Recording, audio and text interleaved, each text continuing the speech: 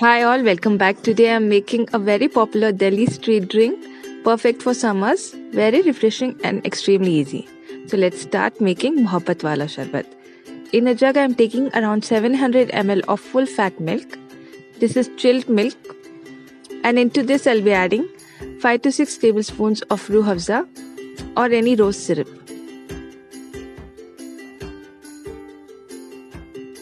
Approximately half cup or little less than that. Now I'll also add chopped watermelon pieces, cubes. These are deseeded.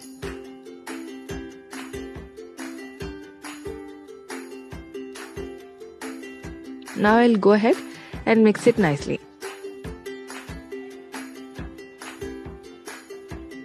Serve it chilled and I'm sure you will enjoy it. So that's it for now. Thanks for watching.